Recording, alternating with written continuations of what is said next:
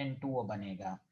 above Pb है तो N2O बनेगा, अब below Pb है तो NO बनेगा। HNO कॉन्सेंट्रेटेड में चाहे कोई भी मेटल हो वो हमेशा बनाएगा। क्या मैंने सारी बातें आपको सही बोली, किसी को गलत तो नहीं हुआ? No sir. Thank you very much. तो हमने कॉपर का रिएक्शन पढ़ लिया था। अब आइए नेक्स्ट रिएक्शन के HNO3।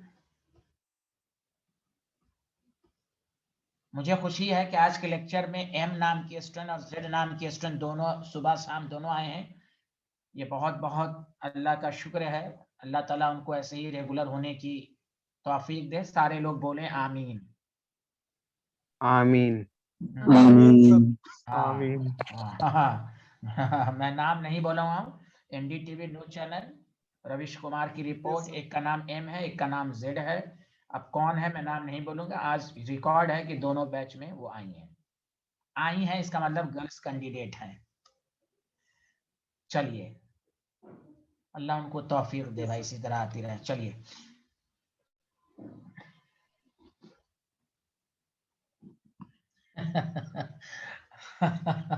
Good good good. M नाम के स्टूडेंट, गुड, वेरी गुड। मैं कोड वर्ड में ही आपका नाम बोलूंगा। यहाँ देखें, अल्लाह का शुक्र है भाई, थैंक यू। अब सुने, तो अब आप लोग देखिए, जब जिंक है तो जिंक नाइट्रेट बनेगा, प्लस आपके पास, और कंसंट्रेटेड में तो हमेशा NO2 होता है। फिर वही बात, अगर आप डायरेक्ट बैलेंस करेंगे तो वाटर ऐड करके डायरेक्ट बैलेंस कर लेंगे, नहीं करने आता है तो यहाँ देखिए +5 है, यहाँ 0 है, यहाँ नाइट्रोजन का +5 है, जिंक का +2 है, नाइट्रोजन का 4 है। ये आप, मैं तीसरी दफा समझा रहा हूँ कि बैलेंसिंग में कुछ होता है स्पेशल। एक ऑक्सीडेशन स्टेट का कुछ पोर्शन चेंज हो रहा है और कुछ पोर्शन चेंज नहीं हो रहा है, इसको हम रिवर्स डायरेक्शन से बैलेंस करेंगे। याद है कल भी बताया था 2 दफा? Yes sir. Yes sir. हाँ, तो देखो एक एक चीज को मैं कितनी दफा बताता हूँ, इसलिए गौर से सुनो। जब इसलिए डाउट रहता ना तो मुझे बहुत खिजलाहट होती है कि मैं एक एक चीज को 10-10 दफा बोलता हूँ, तो फिर उस चीज में डाउट नहीं रहना चाहिए। आपका भी काम है उसी तरह पढ़िए। जिंक +2 से 0 है तो देखो n factor 2 change in oxidation number into number of atom. मैं कितनी दफा रिपीट करता हूँ, n फैक्टर 4 से 5 1, इसकी टोपी उसके सर। तो अब देखिए इसका 1 से, इसको 2 से। अब यहाँ देखिए, अब इसको देखकर इधर बैलेंस कर लेंगे। नाइट्रोजन 2 2 4 है तो 4 नाइट्रोजन हो जाएगा, 2 वाटर हो जाएगा। क्या इस बात से इत्तेफाक रखते हैं? सब कुछ सही है, हाँ या ना? जल्दी बता दीजिए। Yes sir. देखिए, ना फिर कोई नशे में होगा वो 2 नाइट्रोजन देखेगा, इधर देखेगा सर 2 नाइट्रोजन है, 2 2 और 2 4 है भाई। आगे बढ़े।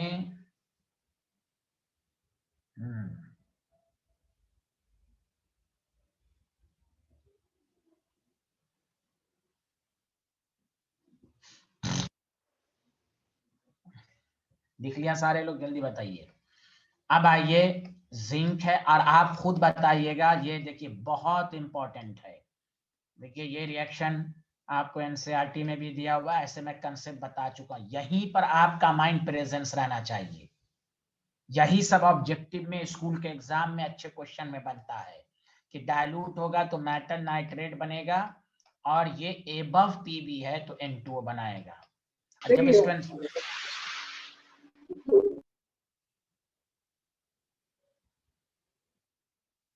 तो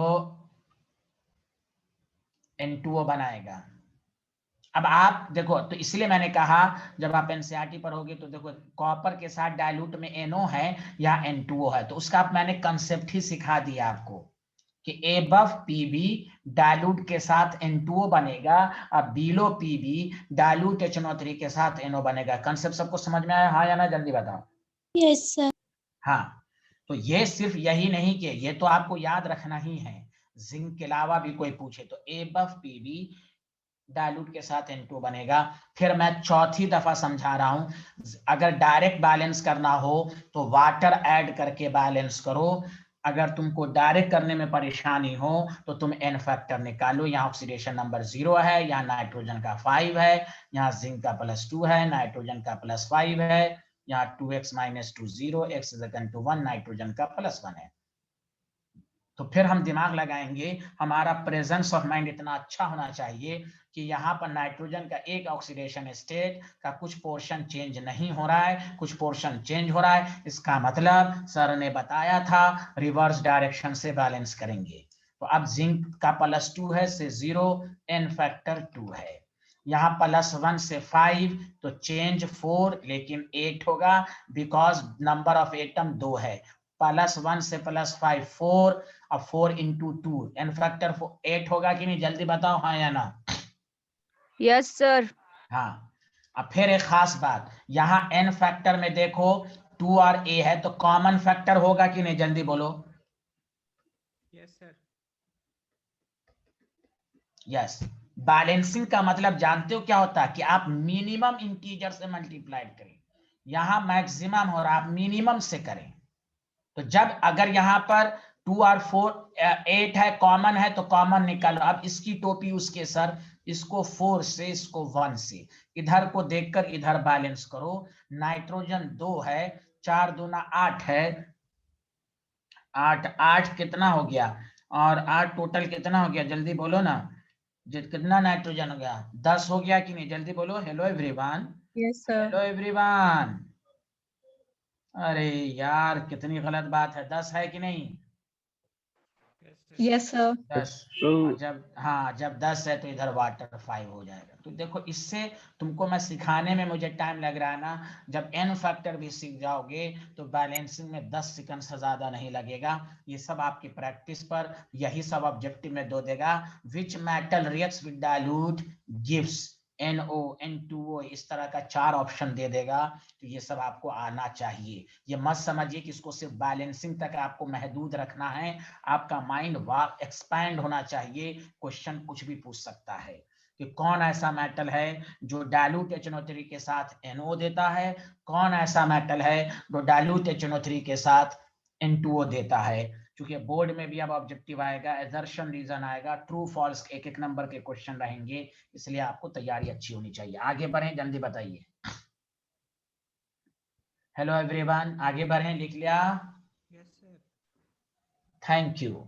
अब आइए, ये पूरा मेटल नॉन मेटल के, अच्छा बताओ कौन ऐसा मेटल है जिसके साथ डाइल्यूट HNO3 और कंसंट्रेटेड HNO3 रिएक्ट नहीं करता। गोल्ड और गोल्ड P- प्लेटिनम। हाँ, gold and platinum. Platinum and अच्छा, हाँ अब देखिए गौर से सुनिए।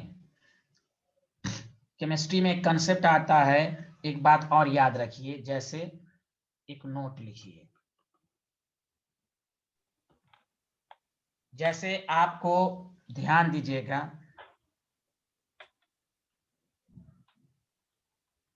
कि कंसंट्रेटेड नाइट्रिक एसिड को हमें दिल्ली से बिहार ले जाना है ट्रक के जरिए। अरे कौन कर रहा है बदमाशी? ये अमान अनीस बहुत गुंडा लड़का है यार। यहाँ देखें, तो ये भी अपने आप में बहुत इंपॉर्टेंट पॉइंट है कि कुछ मेटल्स ऐसे भी हैं कि आप कंसंट्रेटेड HNO3, जैसे आप देखिए एयरक्राफ्ट का भी जो बॉडी होता है वो एल्युमिनियम वगैरह का बना होता है, चूंकि वो कोरोडेड नहीं होता। उसी तरह अगर हमें कंसंट्रेटेड नाइट्रिक एसिड को एक जगह से दूसरी जगह अगर ले जाना है, तो ट्रक का जो कंटेनर बना होगा उसके चारों तरफ की बाउंड्री एल्युमिनियम से बनी होनी चाहिए। कोई और मेटल होगा ना, तो मेटल नाइट्रिक एसिड उसी मेटल को ऑक्सीडाइज कर देगा कि नहीं, तो नाइट्रिक एसिड खत्म हो जाएगा कि नहीं। आपका मकसद है एक जगह से नाइट्रिक एसिड ले जाना, और आप मेटल जिंक कॉपर ले लीजिएगा, तो जिंक कॉपर इसके साथ रिएक्शन करके नाइट्रिक एसिड कंज्यूम हो जाएगा कि नहीं, जल्दी बताओ। Yes sir. अरे यार बताओ ना, स्टोर्ड जी हो सर। पाएगा नाइट्रिक एसिड? अब तक जितना तुम मेटल पढ़े या नॉन मेटल पढ़े, क्या नाइट्रिक एसिड स्टोर्ड हो पाएगा सब में? नहीं स्टोर्ड हो पाएगा, वी कांट स्टोर। तो हम एल्युमिनियम और कॉपर का इस्तेमाल करते हैं। किसका इस्तेमाल करते हैं, जल्दी बताइए। Aluminium and copper. Aluminium and copper का। क्यों? ये सरफेस के ऊपर, ये आप तो ग्रुप 14 में भी 11th में पढ़ा होगा, ये एक इनर्ट ऑक्साइड का चारों तरफ से बाउंड्री बना देता है, पैसिव, इसको कहते हैं पैसिव, और वो फर्दर रिएक्शन से रोकता है। मैं दोबारा बोल रहा हूं, नाइट्रिक एसिड को ट्रांसपोर्टेशन के लिए एक जगह से दूसरी जगह अगर ले जाना है तो हम कंटेनर जो लेते हैं वो एल्युमिनियम का बर्तन होना चाहिए, वेसल एल्युमिनियम का या क्रोमियम का होना चाहिए। क्यों? वो उस मेटल सरफेस पर एक थिन लेयर की, थिक लेयर की क्या बना देता है, जल्दी बताओ? Al2O3 क्या बना देता है? Al2O3। हाँ, Al2O3 बना देता है, इसको कहते हैं पैसिव। क्या कहते हैं? Passive, passive behaviour of aluminium and metal, aluminium and chromium.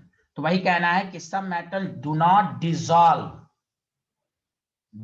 Dissolve in nitric acid because the formation of, passive का मतलब होता है इनर्ट ऑक्साइड, पैसिव का मतलब होता है inert oxide on the surface. अरे यार कोई बोल ही नहीं रहा है, नहीं समझ में आ रहा है क्या? बोलो ना यार, कुछ तो बोल दो। Hello everyone, Yes, sir. सबको समझ में आया या नहीं आया? Yes, sir. Yes, sir. Yes, sir. Yes, sir. हाँ, Yes, sir. पैसिव तो वही है कि अगर आपको नाइट्रिक एसिड एक जगह से दूसरी जगह लेना है तो कौन सरफेस पर कौन सा वेसल लेना पड़ेगा, किस मेटल का लेना पड़ेगा, जल्दी बताओ? Aluminium. Aluminium. Aluminium. या Aluminium and copper. Chromium. नहीं, कॉपर नहीं, क्रोमियम, क्रोमियम Chromium. हाँ क्रोमियम। किसका? फिर से बोलो। Aluminium and chromium. Aluminium and chromium. हाँ, वेरी गुड वेरी गुड, बहुत अच्छे आदमी हैं आप लोग, मैं क्या बताऊं।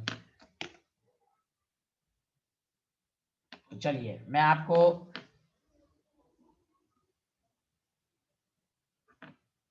ये लिखवा देता हूं कि उसको आप अच्छे से लिख लें।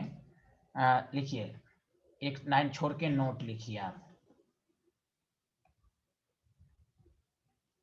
Some metals such as chromium and aluminium do not dissolve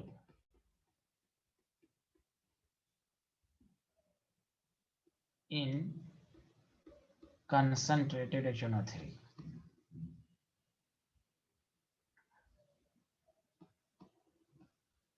because of the formation of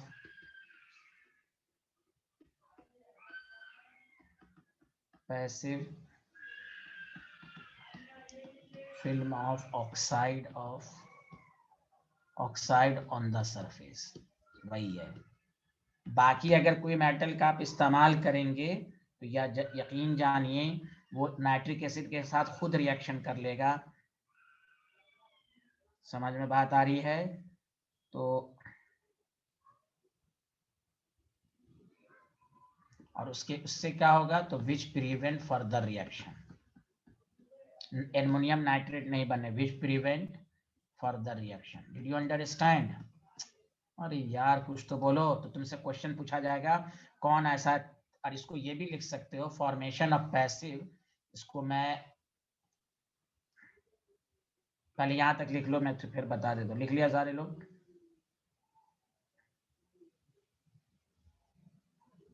Yes, sir.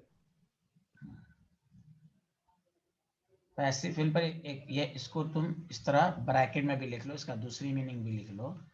मतलब प्रोटेक्टिव लेयर होता है, जिससे रिएक्शन को बचाना होता है ना, प्रोटेक्ट करना, thin protective layer of oxide.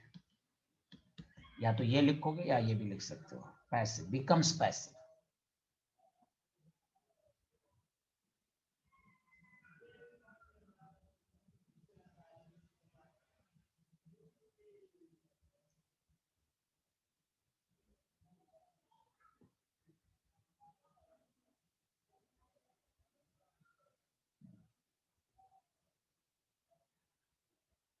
Any problem? No, sir.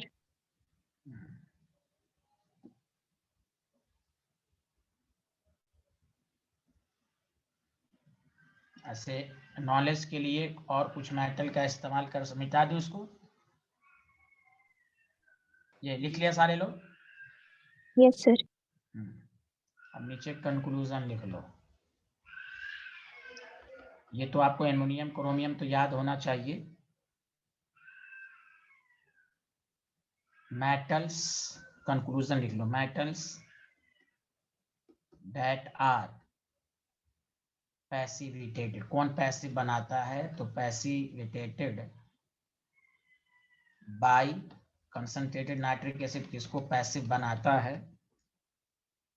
Are, याद रखो, आयरन, कोबाल्ट, क्रोमियम, निकल एंड एल्युमिनियम। ये एनसीईआरटी में 2 नाम दिया हुआ है, आपको मैं 4 नाम 5 नाम लिख दिया। सुना सारे लोग? हाँ या ना, जल्दी बताएं। अरे यार, तो फर्दर वो रिएक्शन होने से रोकता है। Any problem? No, sir. No, sir.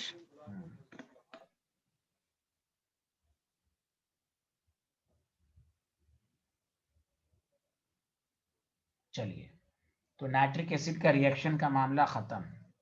अब इसमें एक चीज इंपॉर्टेंट आती है, वो है ब्राउन रिंग टेस्ट। नाम सुना है सारे लोग? जल्दी बताइए। Yes, sir. Yes. तो यहाँ तो एक्सपेरिमेंट करना नहीं है, लेकिन इसमें क्या क्या क्वेश्चन आता है वो आपको पूछा जाएगा। पहला पॉइंट डाल लीजिए, दिस टेस्ट इज यूज्ड। ये ऑब्जेक्टिव में आएगा, दिस टेस्ट, और स्कूल लेवल में भी सब में आएगा आपको। ये प्रीवियस स्लाइड कौन बोल नहीं भाई, जल्दी करें।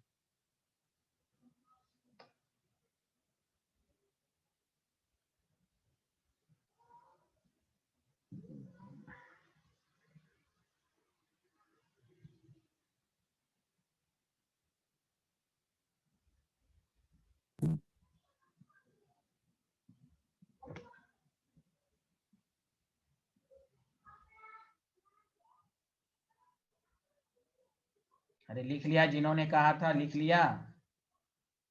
Yes, sir. लिख लिया.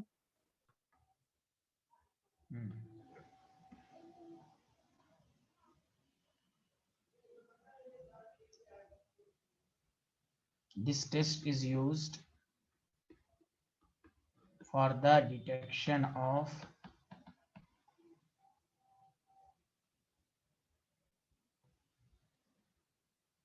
nitrate ion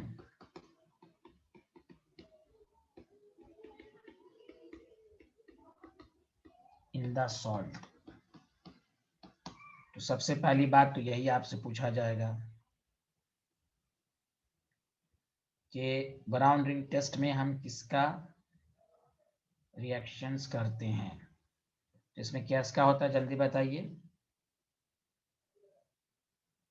किसका टेस्ट होता है, जल्दी बताइए। Nitrate ion in the salt. Clear है? हाँ हाँ, यहाँ तक जल्दी बताएं। अरे Yes, यार, कोई बोल ही नहीं रहे Yes, हो। sir. अब ध्यान देना है कि इसमें हम क्या क्या लेते हैं, किसी को याद है कुछ? तो देखिए, हम शॉर्ट फॉर्म में लिखवाते हैं आपको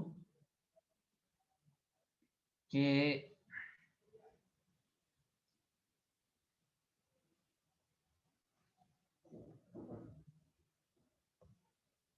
salt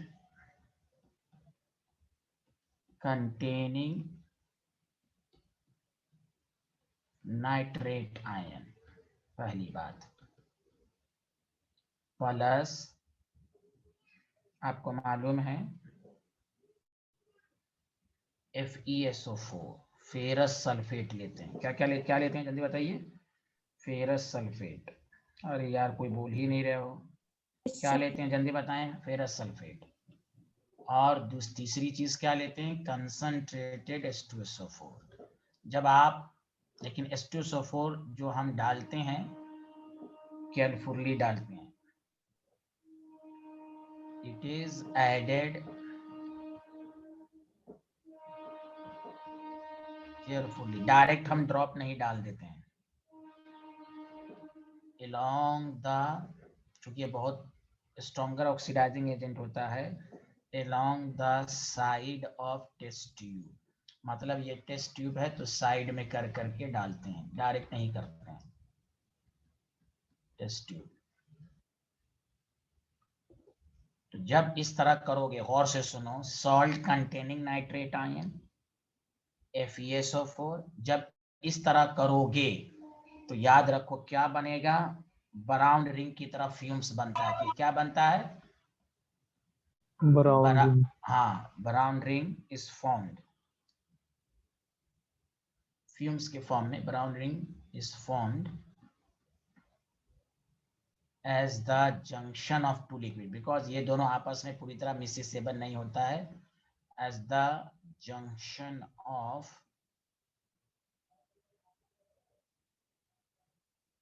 टू सॉल्यूशन। ये पहले लिख लो। तो ब्राउन रिंग टू सॉल्यूशन के, क्योंकि जब कोई सॉल्यूशन आपस में मिक्स नहीं होगा तो उसके जंक्शन पर एक ब्राउन रिंग बनेगा, तो वही प्रेजेंस करता है। अगर ब्राउन रिंग बन गया तो वही बताएगा कि उसमें नाइट्रेट आयन है। Did you understand everyone?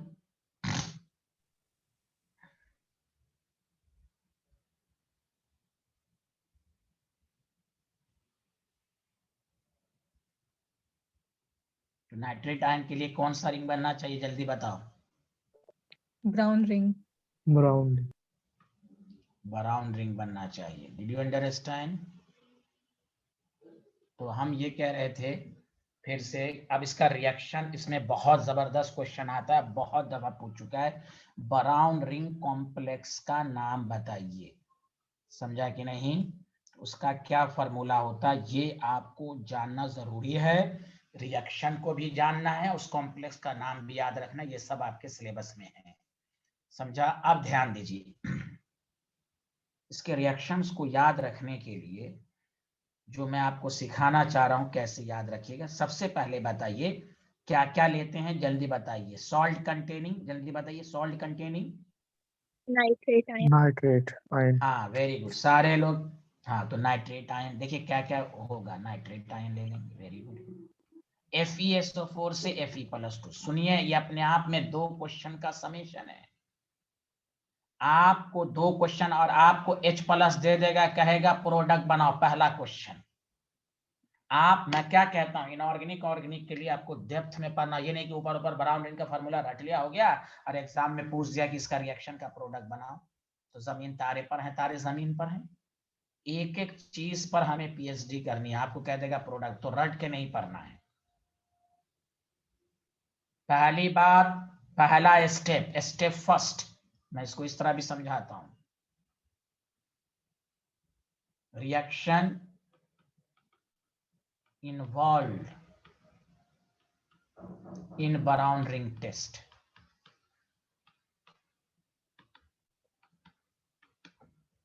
Step first, फिर से याद करना है, नाइट्रेट आयन होगा ही, फेरस है तो Fe+2 होगा, H+ का मतलब एसिडिक मीडियम है, H2SO4। आपको केवल ये याद रखना है, केमिस्ट्री में हमेशा याद रखिए, ये तो ऑक्सीडाइजिंग एजेंट है नाइट्रेट आयन, नाइट्रिक एसिड से है ये। अस फॉर्म हमेशा इक फॉर्म में कन्वर्ट होता है। अस फॉर्म हमेशा किस फॉर्म में कन्वर्ट होता है, जल्दी बताएं? इक फॉर्म में। एक फॉर्म। +3, बस आप ये याद रखें, NO3 NO में कन्वर्ट होगा। बाकी बैलेंस करने का तरीका वही है, मैंने आपको 12 कहा, इसमें आप डायरेक्ट बैलेंस कर ही नहीं सकते, आपको परेशानी होगी, चार्ज बैलेंस कैसे करेंगे, तो फिर वही 11 का कंसेप्ट कीजिएगा 5-6 स्टेप में। नहीं, आपको जो मैंने I2S मेथड बताया है वही करना पड़ेगा। ये बहुत जबरदस्त फॉर्मूला बताया मैंने, +5+2, इसका n फैक्टर हो गया 3 है। यहां फेरस से फेरिक n फैक्टर 1, इसकी टोपी उसके सर 1 और 3। Did you understand? Did you understand? Yes, sir. Yes, sir. 3Fe है तो 3, नाइट्रोजन 1 हो गया। अब हमें ऑक्सीजन को बैलेंस करना है, 3 ऑक्सीजन है यहाँ, यहाँ एक ऑक्सीजन है तो 2 ऑक्सीजन की कमी, तो वाटर ऐड कर दो, इधर जस्ट डबल 4H+। आप इसको स्टूडेंट रट के पढ़ेगा, कभी याद नहीं होगा। तो exam reaction involve brown ring test में NO3 आपको, वो तो ब्राउनिंग टेस्ट पे तो पीएचडी करना ही हमें। उसके अलावा इससे एक बात समझ में आए कि कभी भी एग्जामिनर इस तरह दे दे, जब इस तरह देता है तो स्टूडेंट को नहीं समझ, हाँ कहेगा ब्राउनिंग टेस्ट लिखो तो स्टूडेंट को रट के पढ़े रहते हैं, लेकिन जब कहेगा इसका प्रोडक्ट बनाओ उनको याद ही नहीं रहता ये ब्राउनिंग टेस्ट में इस्तेमाल हुआ। तो आपको याद होना चाहिए कि NO बनेगा, फेरस से फेरिक बनेगा। अपने से बैलेंस करना सीखिए। और ये बैलेंसिंग तो आप हीट एंड ट्रायल मेथड से कर ही नहीं सकते, क्योंकि इसमें चार्ज है आयंस के फॉर्म में बैलेंस करने के लिए। तो ये I2S मेथड तो जरूरी है, इसकी टोपी उसके सर। और देखो कितनी दफा आया है, 15 से 20 दफा मैं पढ़ा चुका हूं N फैक्टर 3 क्लास से।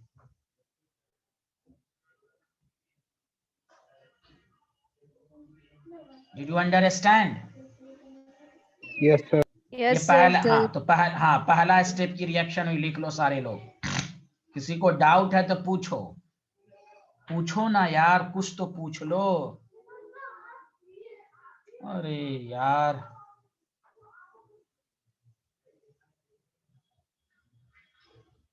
Any problem? No, sir. Thank you.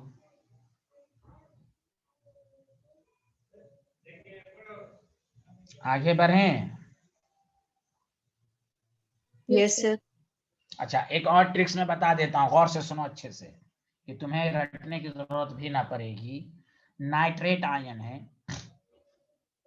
और फेरस सल्फेट सॉल्यूशंस हैं आपके पास। तो फेरस सल्फेट सॉल्यूशन जब है तो ये याद रखो, इस रिएक्शन में जो आपको नाइट्रिक एसिड जो है ना, वो हमेशा याद रखना कि ये जो हम लेते हैं ना, यहाँ देखो ये डाइल्यूट फॉर्म में है। इसका मतलब हुआ जो ये नाइट्रेट आयन होगा ना, वो डाइल्यूट ही फॉर्म होगा। तो डाइल्यूट में NO बनता है कि नहीं, जल्दी बताओ। अरे बोलो ना, हेलो एवरीवन। जी Yes, sir, बनता है। हाँ, तो अब देखो, तो ये आपको बना। अब स्टेप सेकंड की रिएक्शन मैं तुम्हें बता रहा हूँ। स्टेप सेकंड में क्या होगा, तो इसमें कॉम्प्लेक्स कंपाउंड बनेगा। और ये बहुत ही इंपॉर्टेंट क्वेश्चन है कि देखो Fe ये जो बना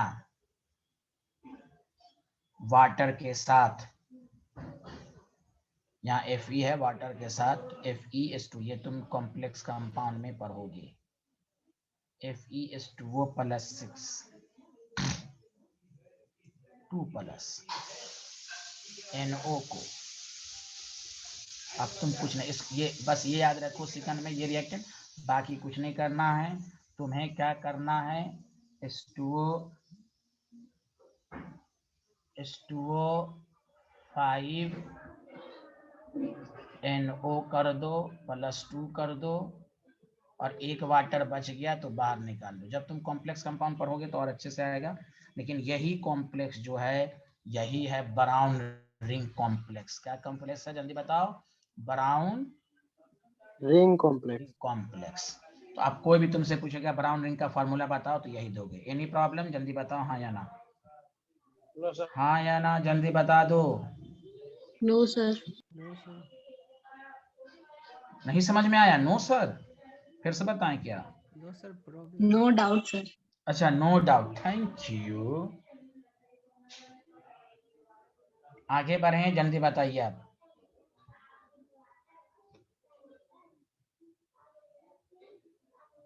Yes, sir. अब आइए,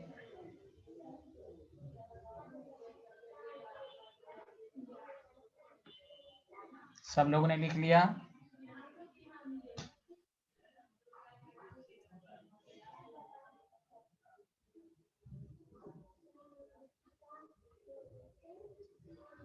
चलिए अब देखिए,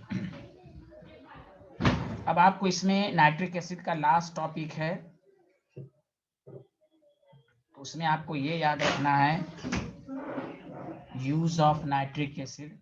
सबसे पहला पॉइंट लिख लीजिए, उसके बाद हम दूसरे कंपाउंड के लिए, तो आसान ही है।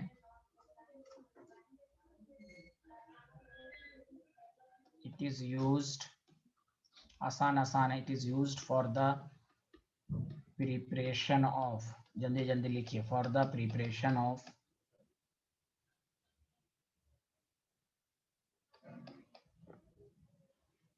अमोनियम नाइट्रेट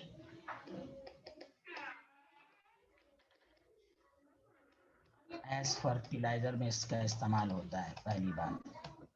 दूसरा, इससे एक्सप्लोसिव सब्सटेंस बनाए जाते हैं। It is used for the preparation of explosive substance. ये तो एक दफा जामिया में पूछ भी दिया था, तो मैं बताने जा रहा हूँ। For the preparation of explosive substance such as, picric acid तुम ऑर्गेनिक में पढ़ोगे, एक्सप्लोसिव भी कह सकते हो, या 1 मिनट, पायरोटेक्निक, आग लगाने वाला जो सब होता, एंड पायरोटेक्निक सब्सटेंस।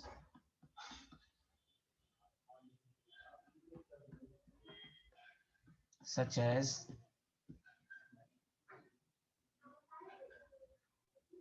या पहले उसको इस तरह लिख लो, मैं फिर आगे बता रहा हूँ। लिख लिया सारे लोग यहाँ तक? जल्दी बताओ, Yes, sir. जल्दी बताओ। हाँ, तो उसमें जो सब्सटेंस का नाम है, पिक्रिक एसिड का नाम ऑर्गेनिक में पढ़े हो सारे लोग? हाँ या ना, जल्दी बताओ। Yes, sir. पढ़ा है। हाँ। दूसरा, ट्राई नाइट्रोटोलीन, ये सब एक्सप्लोसिव, इसी को हम TNT कहते हैं, ट्राई नाइट्रोटोलीन।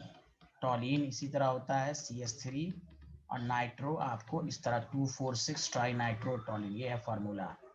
अब जामिया में यही पूछा था, व्हाट इज द TNT, तो स्टूडेंट पागल हो गया था, TNT क्या पूछ दिया। तो आपको कुछ भी पूछ सकता है। This is explosive substance prepared from nitric acid. Did you understand? Yes, sir.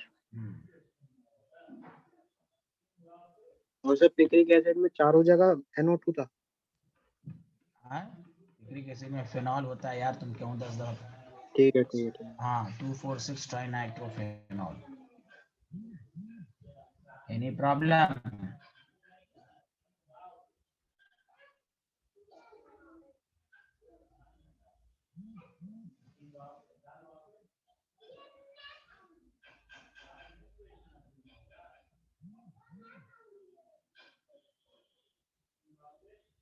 अरे बोलिए, आया? Yes, sir. Yes, sir. तो ये सब आपको इस्तेमाल करना है। और एक लास्ट यूज है, ये सब तो it is also used in the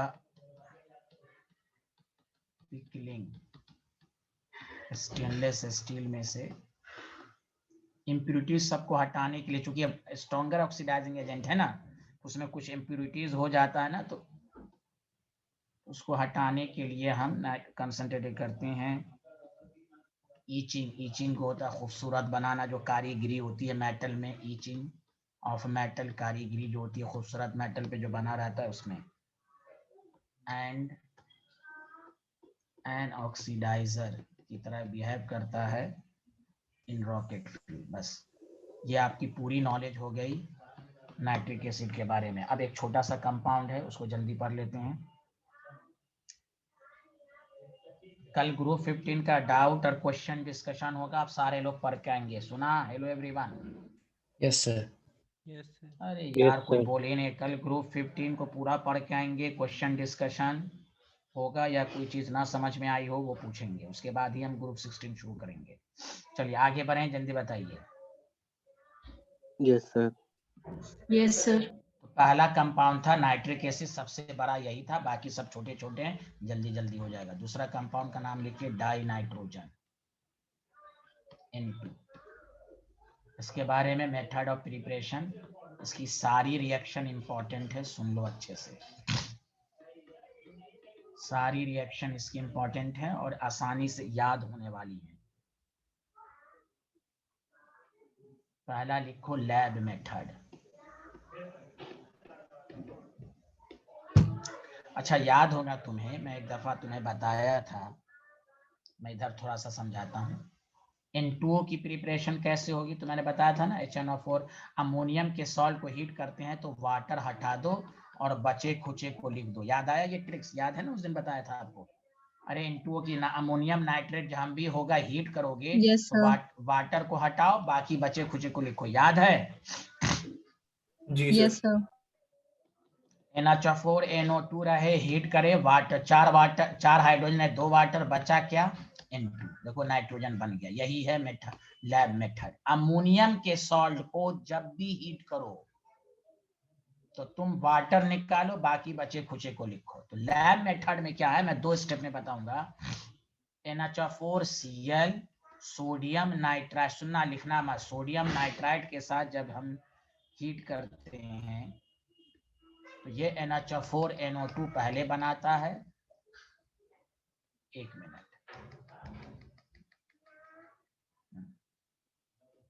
मैं इसको स्टेप वाइज कर रहा हूं। पहले तुम्हारे दिमाग में आना चाहिए ये इससे रिएक्शन करेगा तो NH4 NO2 बनेगा कि नहीं, जल्दी बताओ। और NaCl बनेगा, जल्दी बताओ हाँ या ना। Yes, sir. Yes, sir. Yes, sir. चूंकि ऊपर हीट लिखा हुआ है तो अब बताओ ये फर्दर हीट होकर देखो 4 अमोनियम के सॉल्ट बन गए तो 2 वाटर और N2 देगा कि नहीं, जल्दी बताओ हाँ या ना। अरे बोलो। Yes, sir. जी सर। तो बस तुम्हें जब भी इस तरह रहे तो तुम 2 स्टेप में मत बताओ, तुम डायरेक्ट बताओ N2 प्लस वाटर। तो ये मैंने याद कराने के लिए सिखाया है। हो सकता है ये इसका रिएक्शन डायरेक्ट ना याद हो सके तो तुम NH4 NO2 प्लस का माइनस के साथ रिएक्शन करा दो, अपने माइंड में रखो। फिर चूंकि हीट लिखा हुआ है तो फर्दर हीट होके ये डिकम्पोज करके ये दिया होगा, इसलिए डायरेक्ट बुक में इस तरह लिखा रहता है। Did you understand? याद रखने का तरीका समझ गए? बोलो हाँ या ना। Yes sir. Yes, sir. हाँ, तो तुमको जब इस तरह का रिएक्शन दिया रहा है, हीट दिया रहा है, तो तुम यही लिखो। अब ये कैसे याद होगा, तो इस तरह 2 स्टेप में याद रखो, ये दिमाग में रखो। अमोनियम के सॉल्ट को जब भी हीट किया जाएगा तो यही तरीका है कि आप वाटर को हटा के बाकी बचे खुचे को लिख दें। आगे बढ़ें। Yes, sir.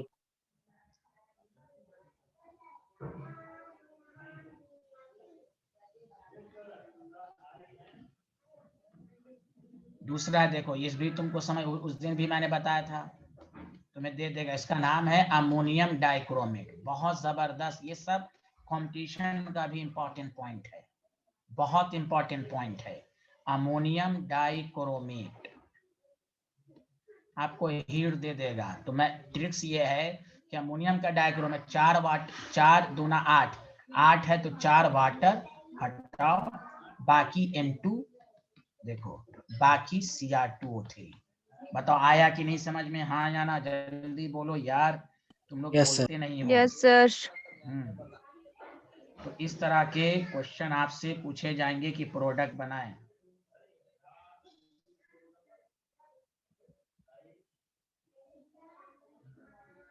Any problem? No, sir. इसका कलर ग्रीन होता है। एक दफा पूछा गया था कि ये 4 ऑप्शन दे दिया था, पूछा था कौन सा ऑक्साइड ग्रीन कलर की है, तो इसलिए याद रखें। आप आगे बढ़ें। ये तो DF ब्लॉक में भी आएगा कलर का कंसेप्ट। DF ब्लॉक में Cr+3 का कलर पढ़ना है। तो बताओ 2 प्रिपरेशन हो गया, जल्दी बताओ हाँ या ना। Yes, sir. Yes sir. अब देखो ये भी रिएक्शन बहुत, मैंने कहा ना इसकी तमाम रिएक्शन इंपॉर्टेंट है। Pure die nitrogen is prepared by heating sodium azide.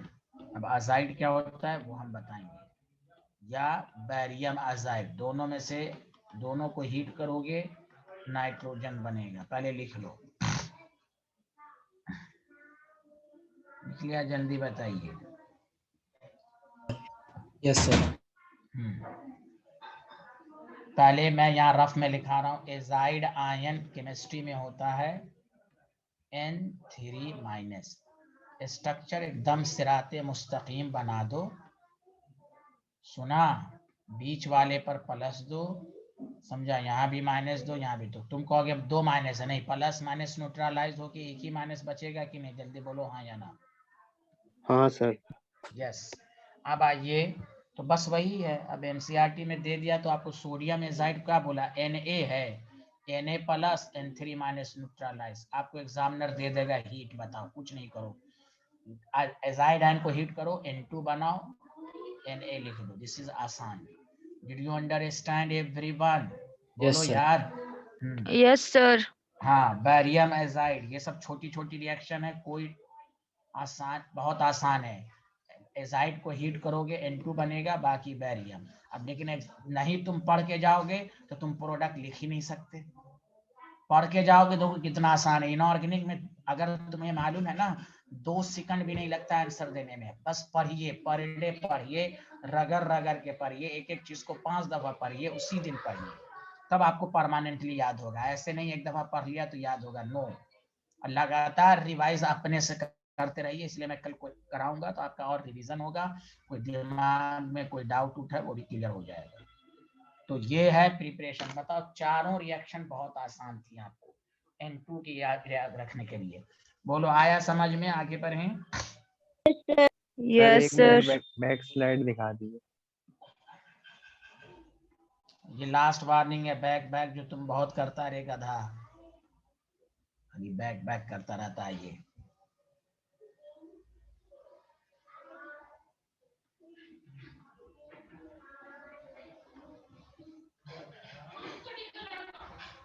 लिख लिया? हो गया, बोलिए सर। ना, कुछ तो बोल दीजिए। Yes, thank you.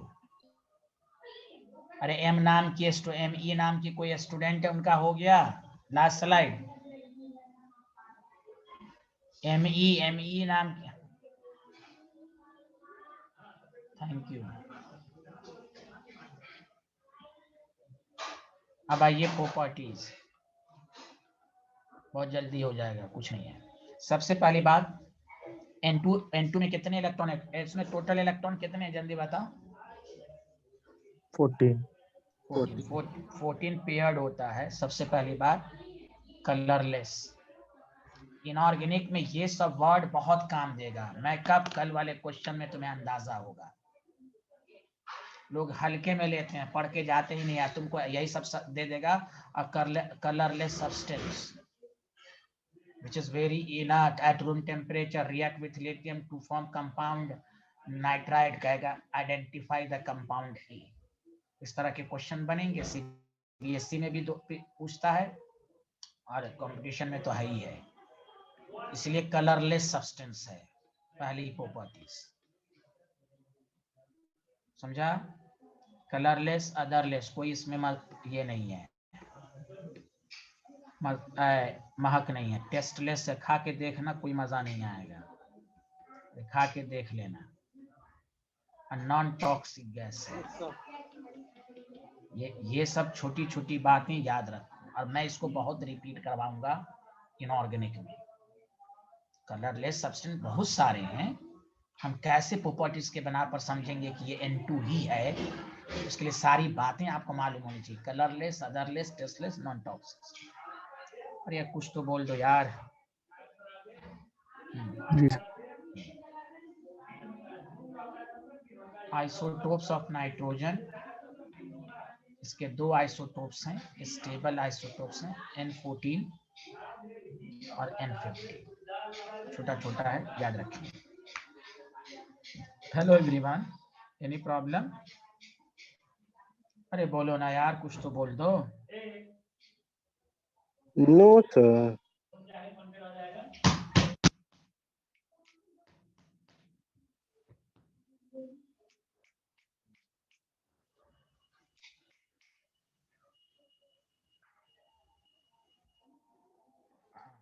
तो लिख लिया सारे लोग? बोलिए। जी सर। Yes, sir.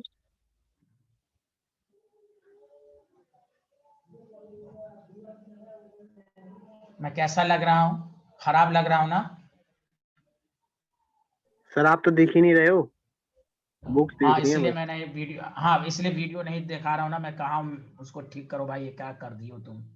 वो बिहारी है ना मैनेजमेंट वाला, वो कोचिंग का प्रचार कर रहा है। भाई हमारे रूम का प्रचार होना चाहिए, मेरा कमरा कैसा है। ये सर आपका कमरा बहुत अच्छा। हाँ ये तो है, अच्छा है, अल्हम्दुलिल्लाह। यहाँ देखें, नेक्स्ट पॉइंट में लिखा रहा हूँ, यहाँ तक लिख लिए सारे लोग, जल्दी बताएं। Yes, sir. Yes, sir. अच्छा, दिस इज वेरी इंपॉर्टेंट कि di nitrogen is chemically inert at room temperature. सुन लो, ये नॉर्मल गैस होता है रूम टेम्परेचर पर, इनर्ट गैस। क्यों? सुनो पहले, एन और एन के बीच में ट्रिपल बॉन्ड होता है, जल्दी बोलो हाँ या ना। Yes, अरे sir. बोलो, Yes, sir. केमिस्ट्री कहता ट्रिपल बॉन्ड की बॉन्ड एनर्जी बहुत ज्यादा, जिसकी बॉन्ड एनर्जी ज्यादा इसको तोड़ना मुश्किल। इसलिए ये जो हम लोग पढ़ते हैं ना N2S2 के साथ रिएक्शन के, अभी पढ़ोगे भी 2NH3 बना, 25 डिग्री पर रिएक्ट ही नहीं करता, 700 केल्विन टेम्परेचर चाहिए, बहुत ही हाई। N2 बिहेव्स एज जैसे तुम एयर में N2 देखते हो, N2 और ऑक्सीजन, ये रूम टेम्परेचर पर रिएक्ट करता ही नहीं है, इसलिए एयर में ये मिक्सचर्स के फॉर्म में होता है। तो आपसे पूछेगा die nitrogen chemically inert at room temperature because due to the higher bond dissociation energy due to the presence of triple bond between them। Chemistry कहता है बॉन्ड एनर्जी ज्यादा तो स्टेबिलिटी ज्यादा। कोई बोल ही नहीं रहा है। Yes, sir. जी सर। एट रूम टेम्परेचर, हाँ बहुत हाई करोगे तो ये रिएक्शंस करेगा at room temperature.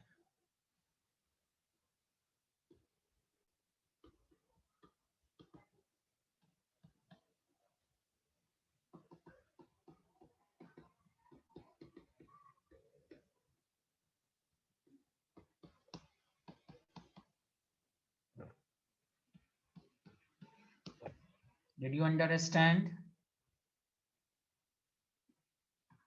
Yes, sir.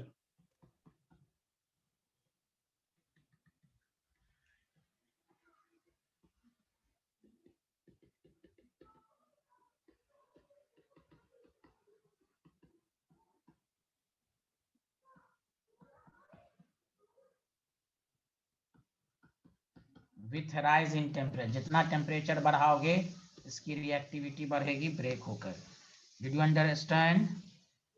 Hello everyone, did you understand? Yes, क्या sir.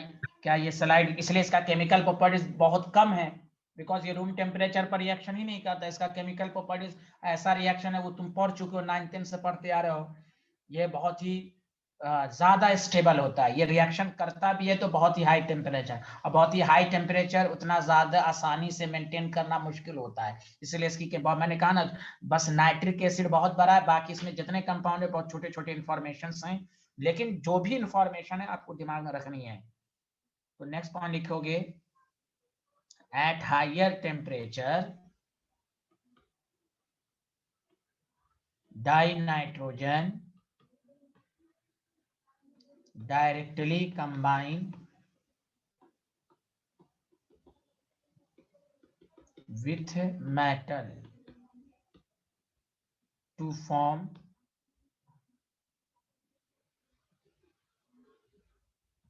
Ionic nitride. ये आयनिक होता है, आयनिक नाइट्राइड बनाता है। जैसे Li प्लस N2 हीट देकर, नॉट रूम टेम्परेचर, Li3n, अब ये आयनिक कंपाउंड हो गया। अरे बोल ना, कुछ तो बोल दे यार, कुछ तो बोल दे। Yes, sir. आ रहा है। Very good. मैग्नीशियम N2 के साथ हीट करके नाइट्राइड बनाएगा Mg3। सब आसान रिएक्शन सब है, कोई आपको टफ नहीं लगेगा। आगे बढ़ें। Hello everyone. Yes, sir. Yes, लिख लिया?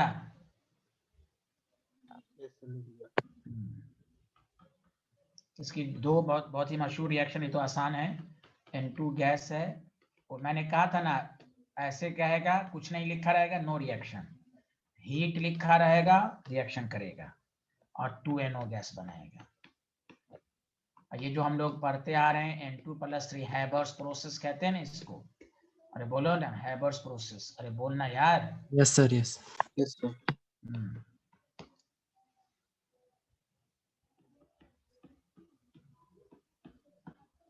ये ऐसे नहीं है, 773 केल्विन पर होता है, रूम टेम्परेचर पर होता ही नहीं है।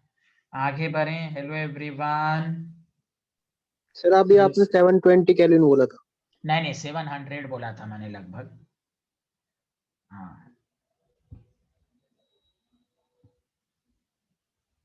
720 भी नहीं हुआ, मैंने बोला था हाई टेम्परेचर है, ऑलमोस्ट 700, एक्यूरेट वैल्यू मैंने लिख दिया। ओके, आगे बढ़े, जल्दी बताइए। मकसद ये समझाना था कि रूम टेम्परेचर पर रिएक्शन नहीं करता है, हाई टेम्परेचर पर रिएक्शंस करता है। ओके, लिख लिया सारे लोग? Yes sir. बस यूज लिख लीजिए, बस खत्म। Die nitrogen.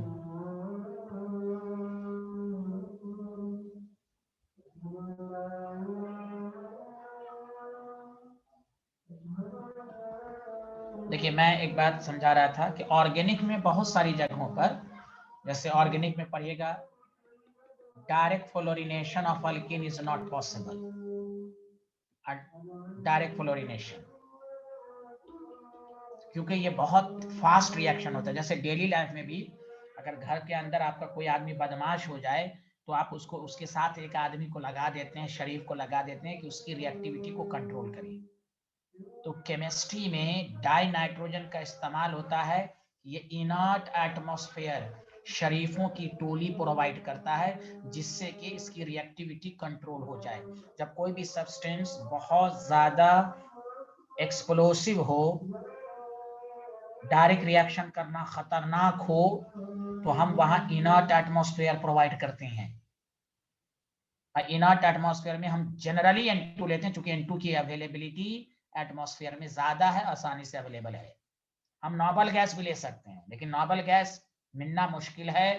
हीलियम वगैरह तो रेडियो एक्टिव सब्सटेंस से मिलता है, न्यूक्लियर रिएक्टर में रहता है, उसको मिलना मुश्किल है। N2 की अवेलेबिलिटी ज्यादा है। सुना सारे लोग? तो शरीफों, अगर केमिस्ट्री में शरीफों को खोजा जाए कि अभी शरीफों के प्रेजेंस में रिएक्शन कराया जाए, तो उसमें N2 का नाम बहुत ज्यादा शरीफों की टोली में आता है। शरीफ भी है और आसानी से अवेलेबल भी है। Did you understand? Yes sir. हाँ, तो वही लिखना। it provides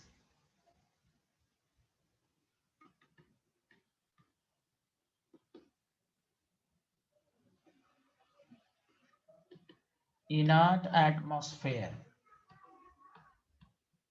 It provide inert atmosphere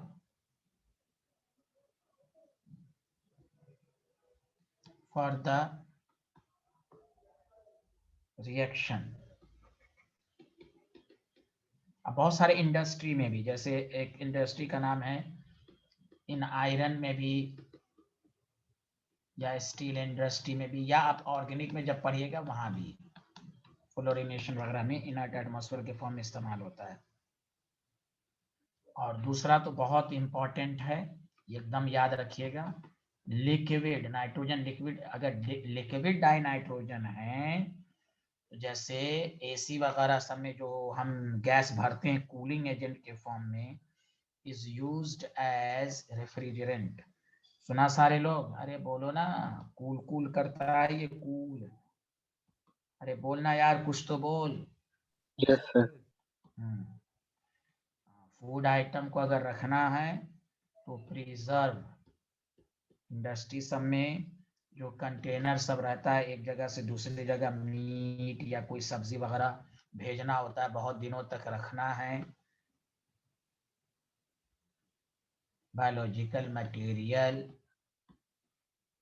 food item. और एक लाइन में लिख रहा हूं जिस पर खास ध्यान देना है सबको, एंड ये याद रखना, क्रायो सर्जरी। यही सब इंपॉर्टेंट है। ये सब पूछ देता है ना, तो जमीन तारे पर है, तारे जमीन पर हैं। सर्जरी जब होती है ना, तो वहां लंग्स वगैरह सबकी जो सर्जरी होती है, तो वहां आप देखते हैं ना, जहां ऑपरेशन थिएटर होता है, तो वहां भी हम कुछ कूलिंग एजेंट का इस्तेमाल करते हैं। अरे यार कुछ तो बोल दो। तो उस कूलिंग, Yes, हाँ, sir. उस Yes, कूलिंग, sir. हाँ उस कूलिंग एजेंट में हम डाइनाइट्रोजन का इस्तेमाल करते हैं, और सब है, इसका भी इस्तेमाल होता है।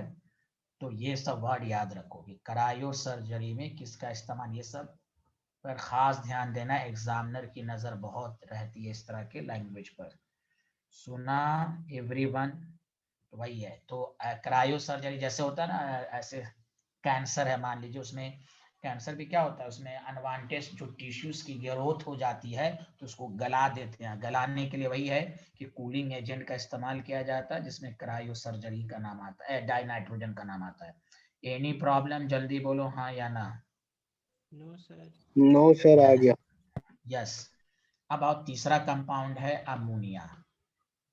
ये भी बहुत छोटा है, जल्दी हो जाएगा, बहुत ही छोटा। Did you understand? अरे यार कुछ तो बोलो, डिड यू अंडरस्टैंड? जी सर। Yes sir. जी सर। तो सबसे पहले ये तो तुम जो बायो के स्टूडेंट हैं, सबसे पहले पहला प्रिपरेशन और लिखो, इट इज प्रिपेयर्ड बाय। तो कल सब लोग पढ़ के आएंगे और क्वेश्चन में तब मजा आएगा। It is prepared by the decay. Decay का मतलब डिकम्पोजिशन होना, decay of nitrogenous organic matter, urea. या मैं डायरेक्ट लिख देता हूँ, डीके ऑफ यूरिया। यूरिया का फॉर्मूला जानते हैं, NH2 CONH2। जब ये वाटर के साथ रिएक्शंस करता है, सुनो इसके भी रिएक्शन को कैसे याद करोगे। Ammonium chromate, carbonate. अब हीट किया तो मैंने क्या ट्रिक्स दिया था तुम्हें, जल्दी बताओ बताओ। वाटर वाटर निकाल देंगे। हाँ, वाटर को हटा दो और यहाँ पर नहीं यार, सुनो अच्छे से। जो मुझसे ड्रॉपर बैच में पढ़े थे, अमोनियम के कंपाउंड को, उसमें मैंने कहा था कि जब वो एसिडिक रहेगा तो एक, हाँ याद है ना, उसका करस्पॉन्डिंग कंपाउंड बनेगा। यहाँ पर NH3 और कार्बन डाइऑक्साइड, चूंकि H2CO3 है, देखो इसमें ऐसे बनता है। मैंने जो ड्रॉपर बैच में सुबह की क्लास में देखो बताया था कैसे बनता है, मैं बता देता हूँ। सबसे पहले तुम इस अमोनिया बनाओ और उसका करस्पॉन्डिंग एसिड बना लो। याद है जो सुबह के बैच के स्टूडेंट हैं। और H2CO3 हाईली अनस्टेबल होता है, तो चूंकि तुम लोग 12th में इतना मैं नहीं समझाऊंगा, मैं ये सब रिएक्शन सुबह वाले बैच में पढ़ा चुका हूँ, तो इसलिए ये सब को ट्रिक्स के बेसिस पर आसानी से याद कर सकते हैं। अरे ME नाम की कोई स्टूडेंट है, वो गवाही ने बताया था कि नहीं? अरे यार बताइए ना।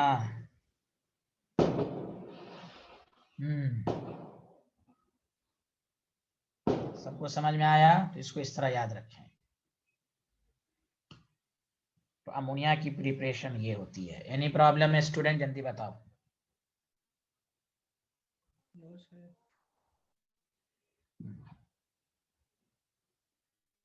दूसरा प्रिपरेशन जो है बहुत आसान है, NH4Cl + CaOH2। तो आप बताओ इसको कैसे रिएक्शंस करोगे, समझा? पहले क्या बनाओगे जल्दी बताओ। CaCl2, इसका पॉजिटिव इसके नेगेटिव से CaCl2 बन गया, याद हो गया? बोलो बोलो बोलो जल्दी। हाँ, NH4OH। अरे बोलो। Yes sir. हाँ, अब सुनो, NH4OH का बेस को हीट करोगे, जो सुबह के बैच के स्टूडेंट हैं, अमोनिया बनाइए और करस्पॉन्डिंग वाटर वगैरह बन जाएगा। सुना सारे लोग? तो ammonia plus water. Did you understand? Hello everyone. Yes, sir. तो ये है, इसको कॉस्टिक सोडा कहते हैं, यानी लाइम कहते हैं, लाइम। तीसरा ये लास्ट रिएक्शन है, अमोनियम सल्फेट। अच्छा, कोई बता सकते हो? देखो मैट्रिक्स एन अमोनियम सल्फेट को हीट करोगे तो क्या बनाएगा? तो मैंने कहा था कि इसका जो करस्पॉन्डिंग, एक अमोनिया बना लो और करस्पॉन्डिंग एसिड बना लो, तो कौन सा एसिड बनेगा? H2SO4। यस, हाँ यस।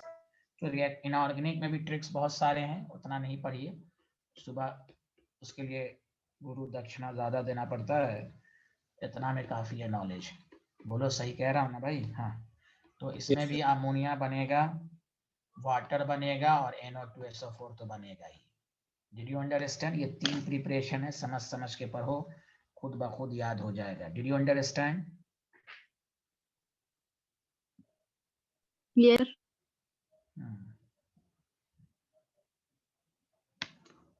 अब आइए, इसकी बहुत आज एक लाइन की है बस, खत्म हो गया अमोनिया के बारे में भी। पहली बात इसके बारे में, कलरलेस गैस। कौन सा गैस? कलर। Colourless gas. दूसरा बोलो। और याद रखो पंजेंट स्मेल। हाँ, बहुत तीखी स्मेल होता भी। हाँ, वेरी गुड। अब ये सब वर्ड याद रखो प्लीज, बहुत इंपॉर्टेंट है ये लाइन। इसमें पंजेंट स्मेल बहुत सारे में होगा। तीसरी बात, it is highly soluble in water due to hydrogen bond. Is highly soluble in water due to for. अरे मरियम नाम के स्टूडेंट को समझ में आ रहा है? हेलो।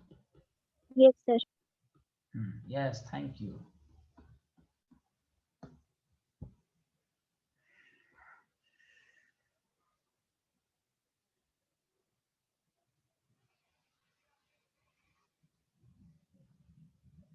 आगे बढ़ें।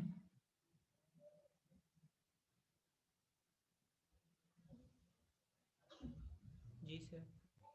अब सुनो, इसका जो तीसरा पॉइंट है, तुमको बताया था ना अमोनिया बेस होता है, लुईस बेस होता है। अरे बोलो हाँ या ना। अरे यार कुछ बोल नहीं रहे हो, जल्दी Yes, बोलो। sir. Yes, sir. तो सुनो, लिखो, ये लाइन काम देगा बहुत। लिखो कि अमोनिया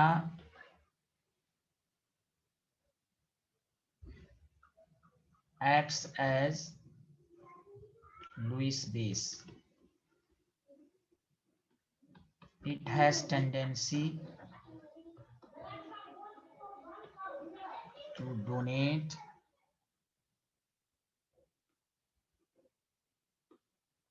इलेक्ट्रॉन पेयर।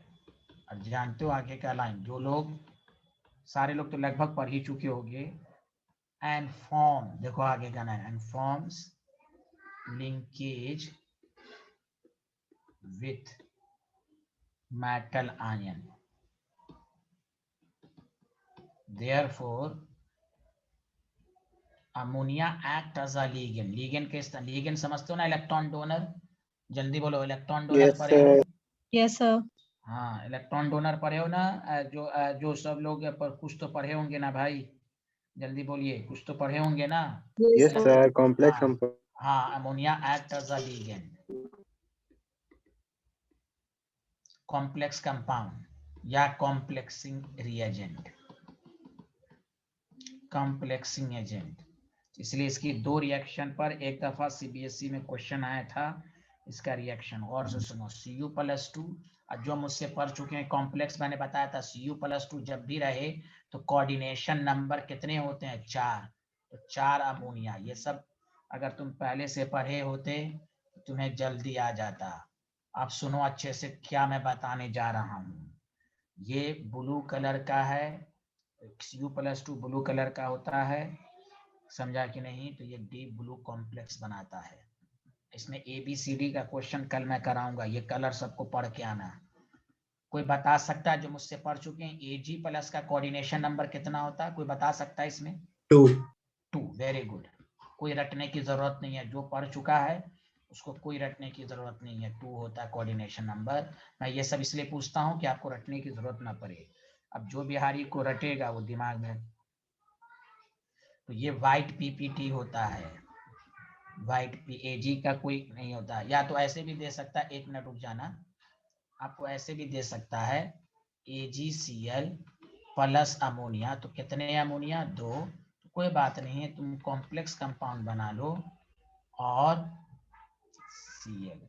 तो ये व्हाइट PPT होता है, ये 9th-10th से पढ़ते आ रहे हो। ये भी कलरलेस है, व्हाइट को भी कलरलेस ही कहते हैं। वहां ब्लू है तो ब्लू है, समझा? बोलो हाँ या ना। ये लिख लिए ये स्लाइड, तो बोलो।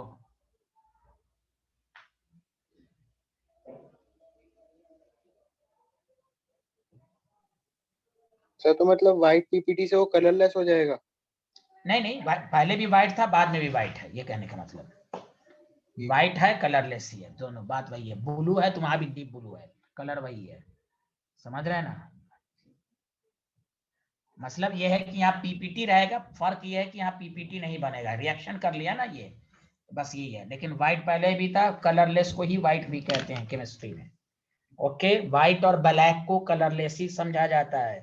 बताओ अंधेरे में कोई कलर दिखता है क्या? ब्लैक कोई कलर है क्या? नहीं। अरे बोलो ना, कलर वही लेंगे जो विव गॉयर में है, विव गॉयर। अरे बोलो, आया? Yes, sir. यस ये लिख लिए, जल्दी बोलो। हाँ जी। हाँ जी, हाँ जी।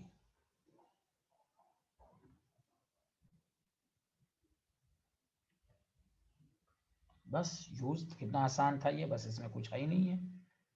अरे बोलो, अरे बोलो ना यार। Yes sir. हम्म।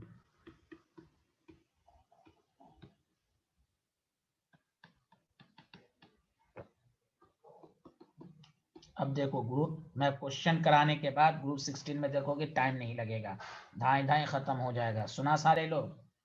अरे बोलो यार, इसलिए तुमको मैं इसलिए रिवाइज करने के, प्लीज चाहे कोई भी एग्जाम हो, आप तुम सारे लोगों से गुजारिश है इसको पढ़ के आओगे तो रिवीजन क्वेश्चन डिस्कशन में और समझ में आएगा। Any problem? No, No, sir. देखो, sir. हाँ, लिक्विड अमोनिया का भी यूज्ड होता है, इज यूज्ड एज रेफ्रिजरेंट। बस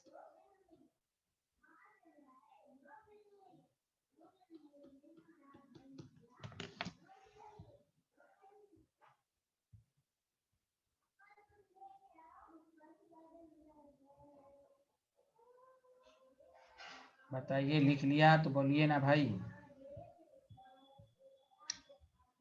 जी सर।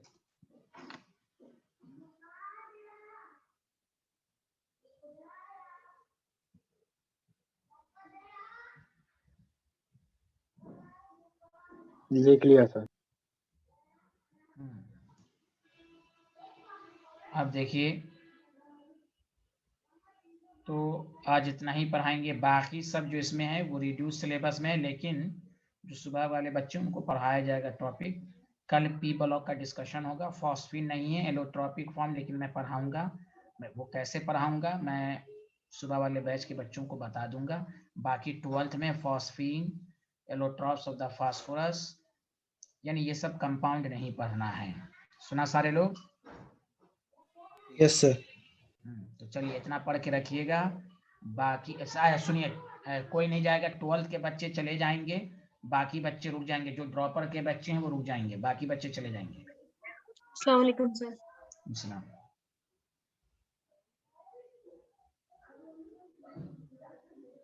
मोहम्मद जाहिद जल्दी जाएं, मोमिना मिराज, नाइला, रेहान,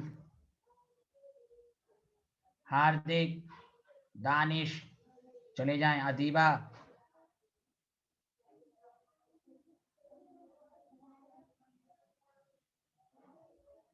हाँ हेलो, हुमा फिरदौस। हाँ हाँ, हेलो स्टूडेंट, आपको